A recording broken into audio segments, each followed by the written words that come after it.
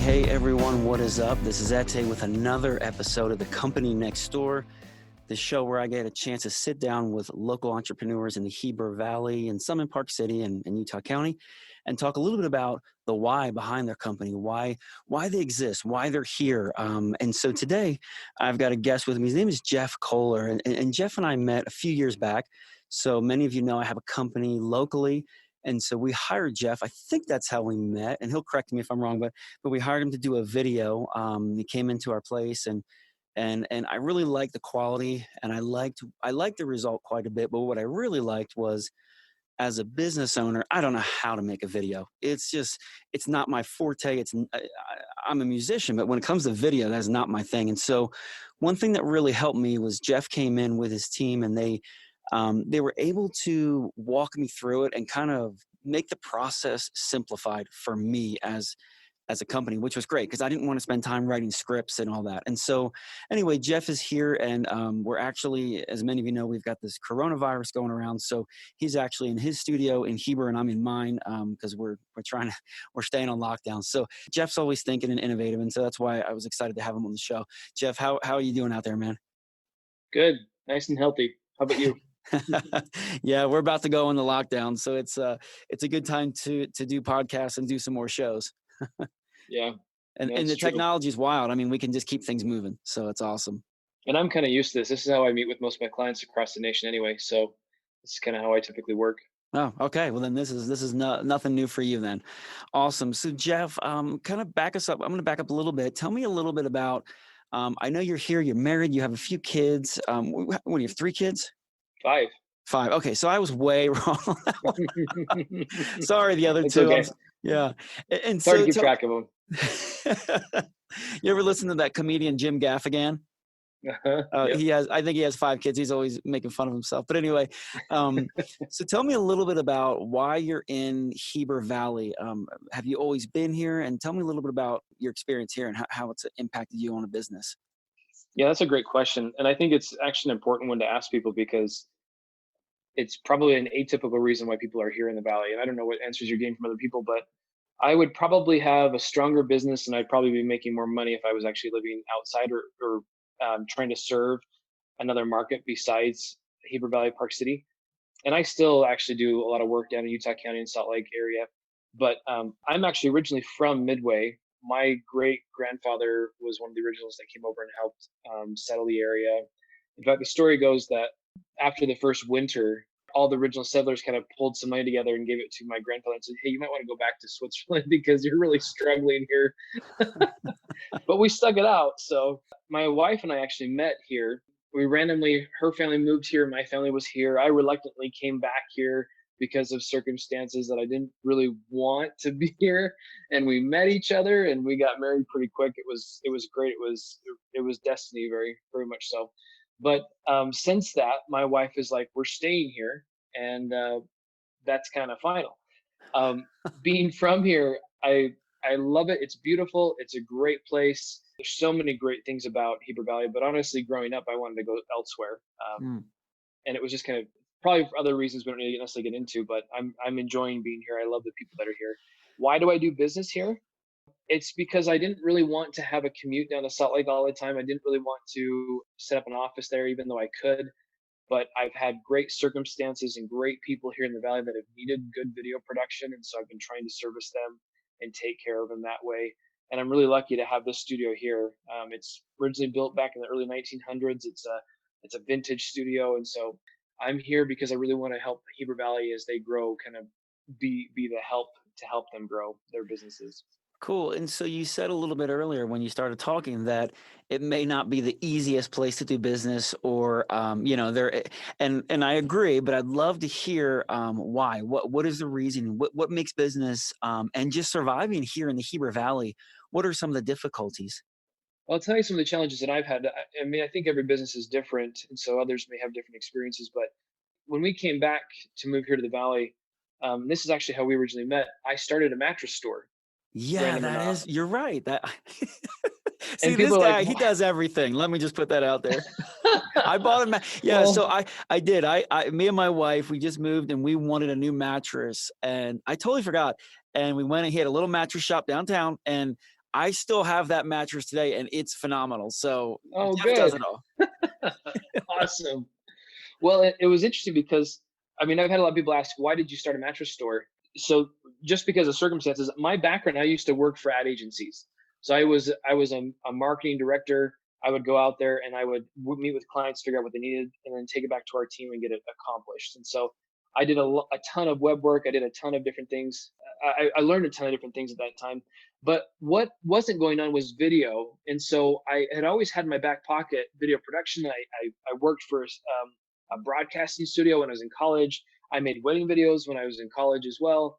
So I kind of had that in my back pocket. But when I went out and decided to do a mattress store, it was kind of like, you know what? I'm going to do what I've been telling my clients to do that have these brick and mortar stores. I'm going to do it myself and really kind of figure out what it's like to be a business owner. And so we had a business concept that someone else had shared with me that was being successful in other markets. We went and looked at what they were doing and tried to bring it here to Heber Valley. That Hmm. that model didn't work. We had to quickly change it, and we continued Yeah. to change it. It was hard. But what challenges did we have for Heber Valley? Well, one is it seems like with Heber Valley, when a new business comes in, there's usually this big hype where people will come in and be like, "Oh wow, it's interesting," and then it like drops off. It dies off. Yeah. And there's this mentality, and I get it because I grew up here. I understand this mentality quite well. You can't get quality. Well, the concept was you can't get quality for a decent price here in the valley. You're going Mm. to have some type of slip, either that's on customer service, selection, price, quality. One of those things, you're not going to get it here. So you need to go out of the valley to where the big boys are doing it. Sure. Salt Lake. Yeah, and we faced that all the time. It was really funny because we'd have people come in and they'd say, "Hey, give me your cheapest mattress for whatever, queen, twin, whatever." And I remember we had a twin mattress that was $79, and we made like $10 on it. I think is how much we made. And we'd have people come in and be like, "No, I want it cheaper. I'm gonna go down to the valley." I'm like, "Seriously, you're gonna go down and you're gonna pay maybe $10 less, maybe, and you're gonna spend that in gas to go down there? And how are you gonna get it back up?" Yeah. Yeah. So it was really frustrating because we tried as much as we could to service the people in the valley. And don't get me wrong, we still had people that loved that we were here, that loved that we brought things here, that they didn't have to go out of the valley. And it's changed over the years where more and more people are recognizing, hey, I've got just about everything I need. I don't need to go down to the valley to get to do my shopping and do that kind of stuff. So it was a challenge because of that mentality. Number two was we don't have the numbers as much, so it Right. was harder to get the influx of people coming through that would buy. And that may be an overstatement too, because I know that in bigger markets you have more competition as well. And then the third one was it's a big struggle when you start hiring people. It's hard to get a selection of Yeah. employees. It's hard to find people that want to be paid well. It's hard to find people that want to that aren't going to be leaving and going out of the valley soon. So that was a challenge as well. So let me ask you this. And yes, I feel all those challenges and the hiring right now is once this virus passes or we're gearing up for spring, it's been a little difficult. So two things. One, you start this mattress store, which your background is in marketing. So that's pretty funny. So my first question is, did you always have plans to be a business owner, to be an entrepreneur? And my second question is, did the mattress store teach you what you had hoped to learn? Because you said you started that to really, put it to the test, start a brick and mortar. Did it help you to where you are today? Yeah, that's a good question too. I don't think I really grew up thinking that I wanted to be. No, I didn't grow up thinking I wanted to be an entrepreneur. I always grew up thinking corporate America is where I wanted to go. I was Oh, going to go work for a big company. I was going to get my MBA. I was going to do all these different types of things. And I really tried to make that dream come true. It just never seemed to work for me. And I always found the most satisfaction in the projects that I was mostly in control of. And so that's why I think being an entrepreneur now has been the most fulfilling. But to answer your question about the mattress store, I got the personality that, look, if this door is closed, I'm not going to beat my head on it. I'm not going to, knock on it and keep banging on it until it opens. I'm going to go find another way around. And so yes. that was kind of my circumstance at that time where it was like, so what had happened was I got a job for a company. We moved out to North Carolina. We were there for 90 days. And everyone that was in my group that was there being trained, they left within 90 days. Everyone. I mean, it Because of was the that kind of a humidity. company. It was more than the humidity. It was just I'll be open to say it. It was not a good company to work Mm, for. And it's kind of sad because the company's actually based here out of the Valley. wow. Um, nice people that run it. But anyway, I came back and I was like, I'm going to figure out something else to do. And when I started the mattress store, what I didn't realize is just the heavy stress that comes from having your own company. Yeah. And I mean, that was when I was starting my family. That was when there was so much that I didn't know and understand that I was still trying to figure out on the business side. I mean, Yeah. I knew basics, but and I knew marketing pretty well. And so my main job was actually pushing the marketing. And I approached the brother-in-law to say, "Hey, I need someone to help me run this and build this." And he's like, "Well, I'm not going to do it unless you will give me a partnership." And so we partnered together and ran with it. And so I was lucky that I had some help that way. But he was also new too. It's not like he came with a lot of background. So there was so much to learn. And I was grateful for that because that actually pushed me to where I've learned the things that I do now. Like Mm. the video stuff, that's when I actually picked up a camera again and started filming. And I made videos all the time for a mattress store. I learned about how to make what people are looking for on social media that way. And so that really helped me out a lot too. So I don't know if I answered your question there, but Yeah. it was definitely a, a learning ground for me. So tell us a little bit about, well, actually, let's back it up first. And I love what you said because often in business, I mean, from the outside, some people don't see the things that you learn from the inside, especially like I'm like you. I never set out to be a bit, to be in business. I had to learn, I knew a trade, but I had to learn everything. And knowing a trade is not enough. You got to pay bills, you got payroll. This thing we call business, it's really a school for us to improve on who we are and to be better. So you had the mattress store, and so now you shut that down. Did you sell it? Did you shut it down? And then how did you get from there to where you are? What was after that? What was the next project? Yeah, I came to the conclusion, and my wife and I had conversations about this a lot too, where is it worth the stress of having Yeah. your own business? And I honestly think, and I think other business owners understand this, but if anybody listens to this and they're a typical consumer, they need to understand how much sweat and equity goes into a business. Sometimes you think the business owner, he makes a ton of money, he's the one that Yeah. gets it. That guy earns it. And what he does for you is not often a choice where he could get more of whatever elsewhere, but he's choosing to do it here to help provide. Anyway, I don't want to get on a soapbox there. I don't want to sound like, you should be thanking Yeah. us. I understand that I need to do really good customer service and I need to learn and grow and help my customers out. But you sometimes need to give them a break Yeah. because we do a ton. Um, I kind of came to a point where my wife and I were talking, saying, "Look, is this going to continue and is this going to be successful? Is this going to be what we want?" And I realized that my wife wants to have a lot of kids, and I'm not going to support him with mattress store. Um, and I was actually, this is kind of a side note. I actually had a lot of other gigs on the side that I was doing. Huh. So I was there in the mattress store, but at the same time, I was working doing marketing campaigns for other people. I was making videos for other people, and I was doing that to help supplement my income. So in the end, I kind of came to the conclusion that this is a better direction for me. These side jobs are better than what I was doing at the mattress store. And my business partner, he wanted to buy it. He wanted to take it and go to the next level with it. And so I said, "Great. I don't really have a vision for that. Sounds like you do. Here we go." And Yeah. so they've actually taken it to another level where now they're doing some really high-end mattresses. They've opened up another store in Park City, and I'm hopeful that they continue to grow that way. For me, it was still scary. I had to kind of go again to build a new business. But one thing I have learned that you're really not in business. You're just basically a glorified freelancer if you're doing everything. You only become a business owner when you start establishing a process and a product that you can replicate over and over again and you Sure. can teach to your employees and you can scale it that way. And that's what I've been trying to build. Yeah, and there's a great book by Paul Jarvis called Company of One, and he talks about that.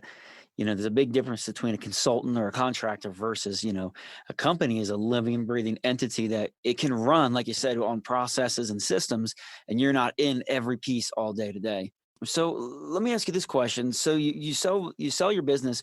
What would you say to those who, if you can try to think back during that time period when you were considering, you're talking with your wife, there's a lot of stress as every business is. And I think every entrepreneur gets to a point and you're going, I'm not sure. Does this make the most sense?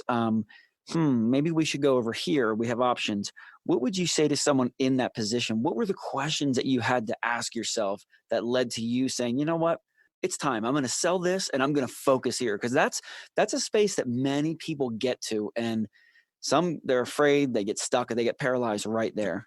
Yeah.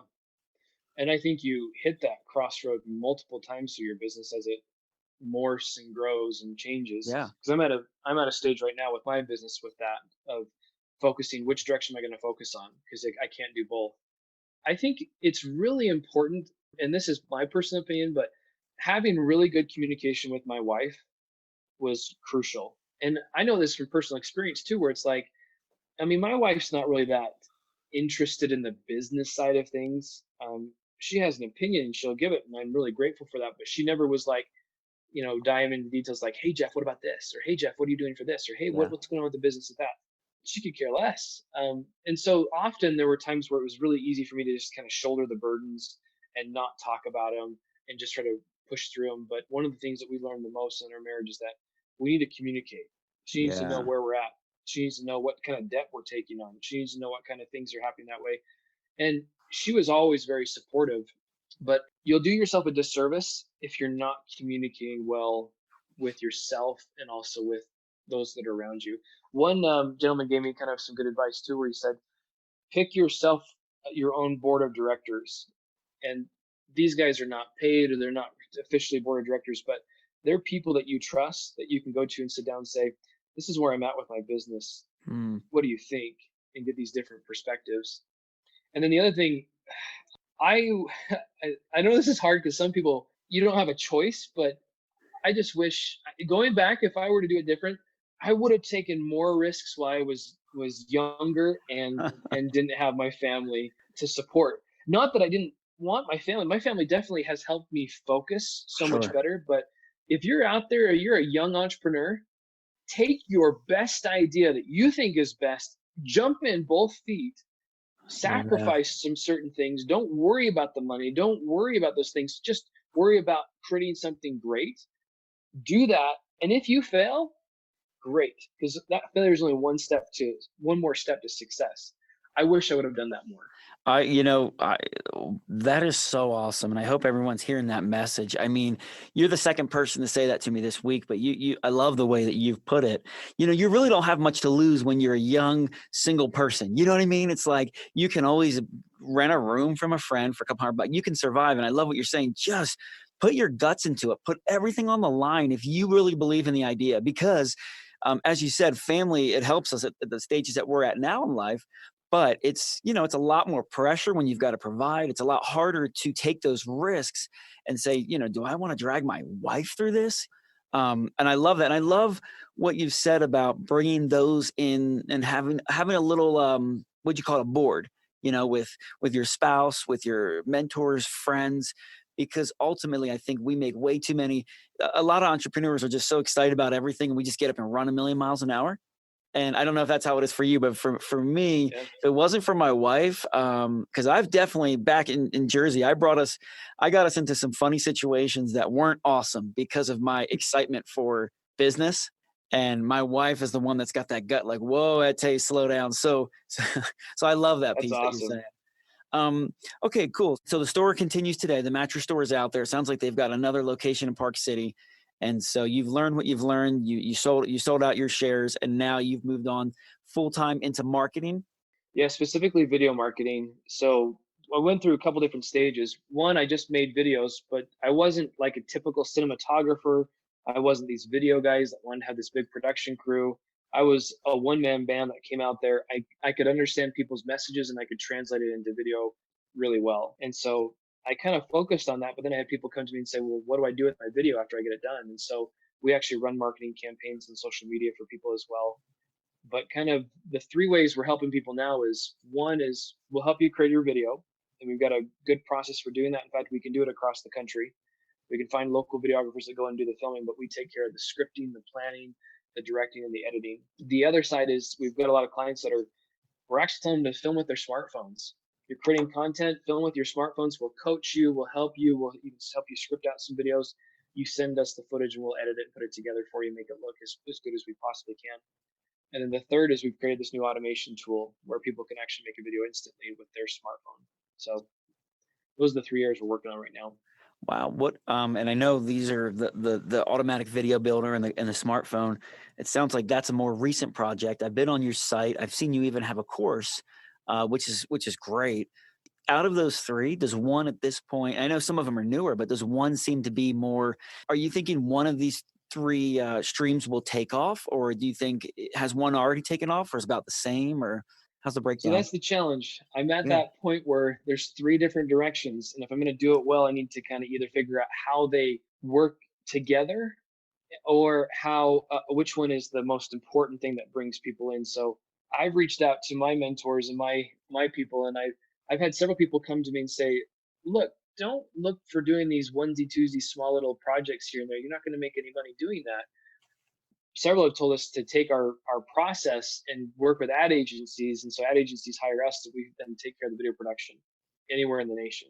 And there's some merit to that, but with higher projects like that also become higher headaches and issues. I've been in that world, and I know how particular sometimes people can be, and how sometimes you have an expectation for being a lot less expensive than what maybe they're used to using. So there's some challenges there. Yeah. I'm really excited though about our automation tool because when we show that to people, I've only had positive feedback, and I feel like that's the direction we're going to go. Honestly, every business owner, if you want to be successful in the future, you have to learn how video needs to become a part of your business. If you don't, you're going to get lost in everyone that's coming into the marketplace now. They're going to push you out simply Yeah. because you're not communicating on the medium that people are wanting to hear on. Right. I know on your site you have a few statistics that talk about, the success that you have when you incorporate video. I mean, obviously everybody knows in 2020,. It's all video. Interesting enough, podcasts are really taking off in the last year or two, but that's, I think, just because the ease and accessibility of it, when you're out running or whatever. But yeah, Yeah, video is powerful. Um, Let me ask you this. What are you seeing for the future of not only your company, but this space for film, for business videos, for just video in general? Like, I feel like, I mean, you've made it simple because obviously you've seen that most people are creating content on their phones. And so you built this smartphone builder, which I think mhm. is genius. I think it's a great idea. And then obviously you have a course. So I think you're seeing that education and that is the future as a content leader. But what else are you seeing with, the robots and all the things that are happening in 2020? What are you thinking? Yeah, those are great questions. I see the future. So this is the process we went through, and I think it shows the trajectory. When we first started figuring out this process, we had a client outside of our market, and we were able to empower him to film with his smartphone. He sent us the footage, and we edited it, and it made him a lot of money his first marketing campaign. It worked well. So we started thinking, well, how can we do this the right way? And we actually created a kit that we could ship out to a client. They would receive it, they could open up, they could film it, and then they could send it back to us. Or if they became a regular client, they'd hold on to that throughout the year. Wow. Here's the thing that happened though. By the time we got some of those put together, we were testing them. Okay. That's when I think it was the iPhone 10 that came out, or the iPhone, I can't remember which one it was, but it came out and the camera in that phone was better than the camera we had that we were sending out. And here's the challenge is, okay, so if we could send out a higher quality camera, but then, I mean, think about it. If I sent you a camera, you'd be like, well, how do I use the dang thing? And how do I change this? And how do I change that? I mean, you'd have to sink a lot of hours to figure out how to do that. As compared to, do you know how to use the camera on your smartphone? Everyone. My dad can use his. And it's in your pocket, it's Yeah. simplified. So to me, I see the trajectory going, cameras and smartphones are going to become even better.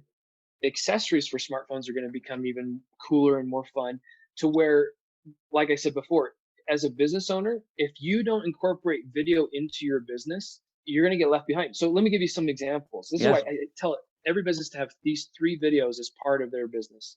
One, and this is where typically people start, promotional, especially brick and mortar. Even if you're doing a service-based business, though, putting out promotions to help people to come in and experience what it's like to be there.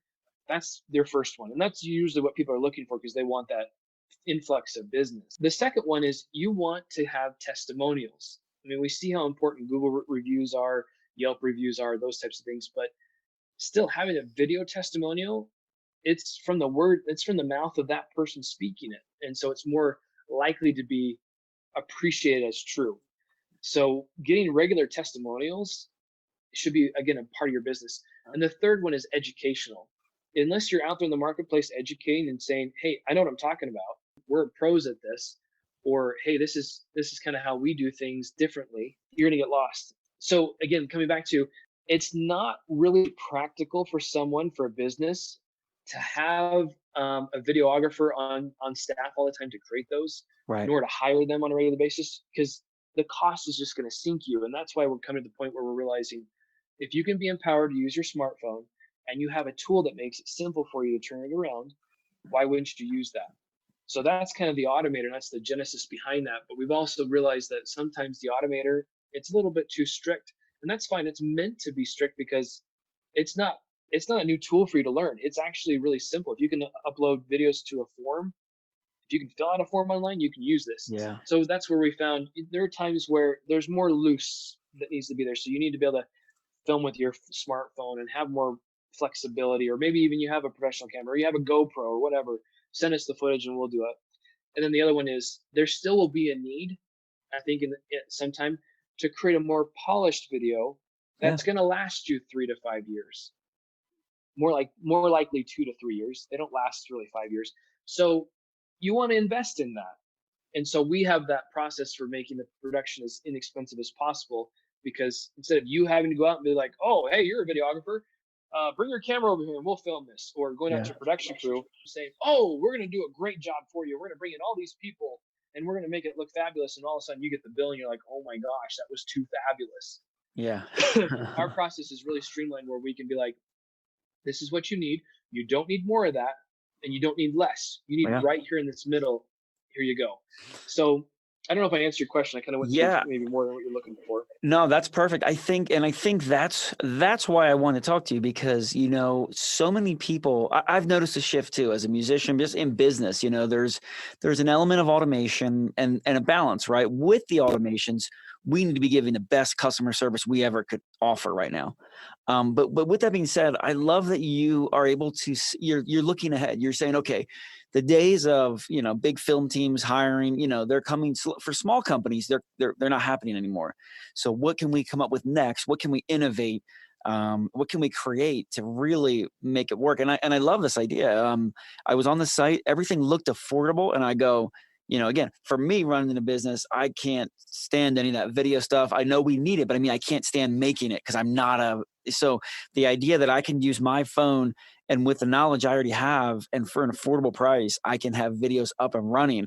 That's very exciting to me. And I think that's really cool. So when you get ideas like this, I know this is not the only idea. I've talked to you about many ideas that you've kind of come up with. Do you get so excited about it, like you just can't sleep and you're working around the clock, or what? Because that's how I am. What's it like for you? Is your wife like, dude, just knock it off? Yeah. I think that's typical of serial entrepreneurs, is that wives are usually like, okay, pick 1, 2, maybe 3 and stick with it, no 3. more. And it's kind of, because I've got other side things. It's like, well, I could do this and this would be really cool. And so yes, it does keep me up at night. I do get excited, but it's interesting. When you have an idea, don't spend so much time creating a perfect idea and then taking it out. Quickly come up with the main core concept, get it out there in the marketplace and see what people think. And that's what we're trying to do with our app. Is right now, I could have spent thousands more in developing it into a much more robust, capable thing. Right now, I'm getting out in the marketplace and saying, do you like this? Do you like it this way? Do you like it that way? And so we're getting people to give us feedback and trying to understand really quickly. The other thing I would say is, for me, I also would get excited, but then after, I don't know, 3 weeks, maybe a couple months, depending on that kind of curve, it then kind of like falls off. Yeah. And then once you get, like, you come back to it, you're like, oh, I got excited again. Let me work on this again. Yeah. And you usually just bounce around. And so for me, I kind of have to, I set myself priorities where I'm coming back, getting remotivated about ideas and sticking with them to a certain point. So like my wife and I, we came to a point with one of our businesses and said, okay, at this time of year, we're going to say, do we want to keep this or not? Or we want to get rid of it? That's cool. And I think that's really important to do, because again, you may think the idea is really cool, But if it's not getting traction, it's either something you're doing is not right, and you can take the time to test those and try to fix them. But at some point, you've got to be willing to say, nope, that's not working. I'm moving on, and let it go. Maybe someone else takes that idea and runs with it and does a really good job. Awesome. Let them do that. Maybe they had some magic sauce that they got to. Still, you're good and capable of what you can do. Move on to the next thing. It's only going to get you to the better spot that's going to fit your style, your personality better. I like that. I saw an interview with a company out of Provo, Utah called KT Tape, and they've hit the mainstream. They've done great, but I'll never forget they said, every time we have an idea, we want to fail and fail fast, meaning we want to take that idea 100 miles an hour, get it to the point where it's either going to fail real quick within a week or two, or like you said, you get it out there and you find out, hey, there's a need for this. People want this. And that's kind of what I'm hearing you say. And I'm the same way. And I love that. So you seem obviously excited about where you're at now, this new tool, this automation. It seems, you're excited about that. What else about in business? What else excites you? Like, what are the things that you just love about being in business? Yeah, that's a great question. So I had this experience when I was in college where in our program, they split two different tracks for people. One was the management track where you learned how to manage clients, manage marketing campaigns, manage media buys. The other one was where you were the creative. And this is where you helped create the ads and write the copy and design the pieces. And when I got into that and people looked at my work, I wasn't an amazing designer, nor was I an amazing writer, but I was working at a broadcasting studio and I knew After Effects really well. And I was animating stuff and I was learning how to do that. They came to me and they said, cool, that's awesome, but you're not creative. Go management track. And I remember that concept just permeated not only me, but it permeated our whole class where it was like, you're not creative. And one of the things that I love about being a business owner is I can be creative. Yes. I can take on a project and I can be like, I'm going to build this. And I can use my own creativity to build it. I was just meeting with another business owner last week who builds signs. One of the things he loves the most is he'll sit down and he'll build a sign and he'll help flesh out certain things that then his employees can then take. I think we always loved the original craft that we started as a business owner. And so I love it when I can just sit and actually put my headphones in and just film something Yeah. and be creative with it. So that's one thing I like. I also love building something. And then the most, I think, satisfying thing is when a customer comes to me and says, thank you so much. That was amazing. I loved that you created that for me. Or this is so awesome. I love that I can make these videos this way. Like I had someone that came back and was using our tool and they sat back and they said, I'm just amazed. I've been banging my head against the wall trying to figure out how to make these videos so I know I need them. And then I use your tool and my video gets made and it looks really good. How did this happen? So that's obviously satisfying. Can I just tell, sorry, I'm taking a little bit more time, but can I tell you one No, story? please. Yeah, go ahead. I was listening to someone talk about how these successful athletes, so a lot of athletes that come in, they're kind of the wannabe ones. They're in there trying to, beat themselves as much as they can to be successful, but their goal is actually tied else outside of that. Most of these successful athletes come in and they are highly motivated to push themselves to this next level, to have this extra challenge, to have this extra pain. And I didn't really fully concept this. I've kind of like, oh yeah, I get that. Like I didn't like that at the time, but I realized that I actually do. And here's an example of how I experienced this. There was something. So this week, yesterday, I woke up in the morning and it was a rough night. My daughter wasn't sleeping very well. Got up in the morning, and Mondays are always crazy because everybody sends emails wanting something, and everybody pushes for something because they get back to work. And then the coronavirus is going on too, which everybody's kind of like uncertain and not knowing what's going on. Right. And I think some of that emotion got pushed through to me through my clients. I had one client that sent kind of an email that was really frustrated about a circumstance that was a miscommunication. And then I had another client that we'd worked through the weekend to turn around a video for him. And he basically said to me, he said, this video is crap. You should throw it away.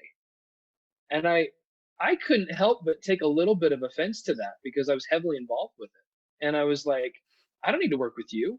Yeah. What is this? This is garbage. And then also mentally, I was thinking, maybe I am doing things wrong. Maybe this is crap. Maybe my services is not very good. And you can take that mental circle down.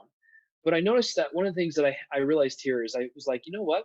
I've done this long enough that I know what I do is good, and I'm confident I can build great videos. This is not my fault Mm, because of the processes and the procedures I put in. yeah. This is a challenge for me to prove to you I know what I'm doing. So let's Yeah. do this.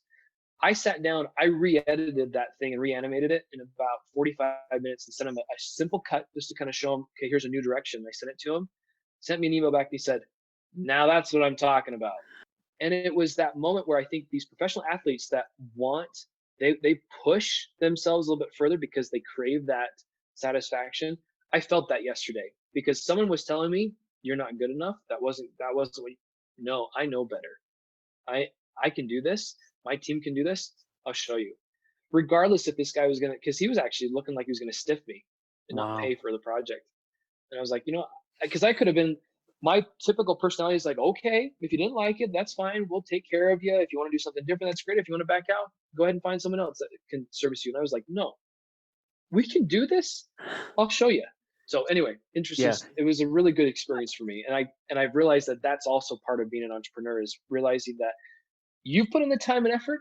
Show them that you can do that. Yeah. And I love that because it's almost like taking a situation that could have been damaging, right? You could have just sat with that and said, man, a lot of times as a business owner, you struggle with doubt, self-doubt, am I good enough? Is the company good enough? And you could have just followed that and said, man, I'm just not good. Da, da, da. But you just grabbed it and you said, you know what? No, that's not how this is going to end. And you flipped it and you turned almost what could have been a failure into a positive experience that empowered you and made the client happy. And I think in business, that's a powerful lesson. Sometimes we get so stuck on our failures and our shortcomings where it's like, no, guys, or girls, all of us, this is what we need to grow. And I think to me, those are the guys and girls that I want to be around and that I would call successful. The ones that can handle that criticism, grab it by the neck, and just turn it into a positive experience. And I've noticed when you do that, customers will stay for a long time. I once had a situation years ago. We had a faulty piece of equipment and it striped some lawns and we couldn't figure it out, found out it was the equipment. Anyway, it did about damage 25 lawns. I almost had a heart attack because like you, I care so much about the product. I grabbed it by the horns. I called everyone and said, look, there was a technical problem, blah, blah, blah. And we're going to fix it. And we came back every 2 weeks for like 6 weeks and did these different treatments on us. But it was the same thing where I grabbed it. And what I learned was all you got to be willing to do is stay by them and fix any mistakes, and you'll never lose a client. And they will believe in you. They trust you. So they trust you. And that's what business is all about, is that trust. So awesome. And thank you for sharing that. So in kind of winding down, let me ask you this. What has been one of the hardest moments or time periods that you've been? I mean, you've mentioned, here you are starting your family with starting a brand new business you didn't know anything about, what have been some of the things where you're like, I don't know if I'm going to make it through this. This might be it. Have you had a moment or a time? Yeah, yeah, I have. I had a season where typically when you gear up towards the holidays, business can slow down quite a bit. That that cyclical process I didn't really quite fully understand in the video production world.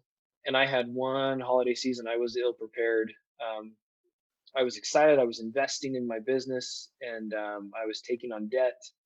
And I remember one holiday, and I was talking to my wife about this, and I was letting her know how much debt we were in and how it was compounding up. And I remember her looking at me like, "Oh my gosh," and her stressing out about this, and me stressing out about this, and figuring out what we're going to do for Christmas and how we're going to pay for it. Yeah. And we simplified quite a bit for that time period, and thought about moving out of our house and going someplace else where we, Sure. I mean, all of those things. I mean, that was a moment where I first off felt doubtful because also during that time, that's when clients typically will cancel on you too. Yeah. And so I think I had a compilation of clients canceling and saying no, thank you, and then I had a combination of just no new business coming through and just still the bills were there. That was hard. I mean, that was hard to have a holiday season of joy and also trying to share with others when you were having a hard time putting Yeah. food on your table. So and I think that's probably a common story that most business owners have, but that was a hard point for me. Yeah, for sure. And I always say this, business owners, I mean, man, it's a lonely path sometimes. And I love that you've got your wife involved, so you're not all alone. But sometimes we just feel the weight of the world. And especially in that, like you said, around Christmas time, that could be, yeah, and little kids and mouths and, people depending on you. It's scary. Yeah. Awesome. So let me ask you this: what is some of the things you do for fun? Like, let's say it's a nice day in the summer. Where am I going to see you? Where's Jeff? What are you going to be doing? You don't have any work to do, so it's a nice Saturday, no work. What are you doing? Uh, that's such a hard question for me because I I always have work to do. I'm always working on stuff. It's ridiculous. So I don't really have very many hobbies, but I will say, and I feel like this is a cop out. It kind of is, but when I'm not working, I am fully invested in my family, and that means that I'm doing a project with my kids. I'm going out to the park with them. We're going for a hike. We're going to a museum. In the last few years, I have not taken my camera with me because it's almost like me filming. For one, I'll never edit the footage because I don't have time to, and that drives me nuts. And two, it's just like I can't really enjoy the experience with my family.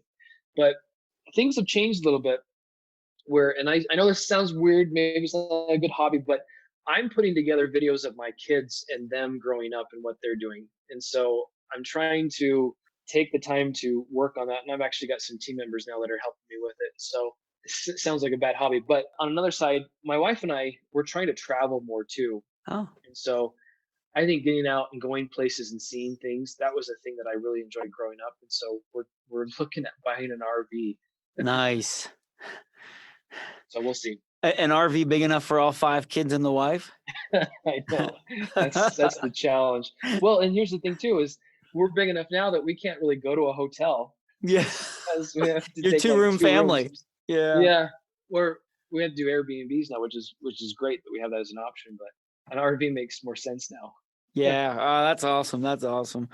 Well, man, I appreciate you taking some time. A lot of great lessons here. We've had a great discussion on some of the ups and downs and the power of having that team, your little board, and having people to bounce ideas off of and using your failures or what could be failures and turning them into positive situations. So awesome. So I wish you the best. I love all the ideas. I love that you like me, you're up all night creating ideas and can't stop. And some of them take off and some of them don't, but that's just what we do. So anyway, thanks again, man, for coming on today. Yeah. I don't know if this would be helpful, but could I throw out a coupon code to your audience if they want to try out that automation tool and see what they think about it? Please do. And I'll put a link below, but tell us what do you got? So there's an automation that's on there right now for kind of a limited time. That's 100% free. You don't even have to sign up for it, and it's what we call our 15-second promo automation, where you can make a 15-second promo video. And why 15 seconds? Well, we see that those work really well as social media ads. So you follow our system, and in a matter of minutes, you can have your video filmed, and then it will be sent back to you all edited with music and graphics and such. So that's there for free. But if anybody wants to try out the rest of our automations, I'm offering 30 days trial to see what you think about it. And so all you have to do is sign up, use the coupon code 30days. So 30 days, 30DAYS, and that will get you access. You will have to put a credit card in, but you can always cancel if you don't want to renew after those 30 days. Awesome. And that is at marketingvideosclub.com. Correct. The coupon code is 30 days. So I'll put the link and the code down below in the show notes. Let's learn how to talk. And yeah, well, thank you so much for joining us. Thank you all you guys for tuning in. I hope you've enjoyed Jeff. I hope you get to see him around town and get a chance to hear him. And now you know a little bit about his story. Jeff, take care, and we'll see you guys on the next episode. Thanks, Ete. Cool. Everything will be okay.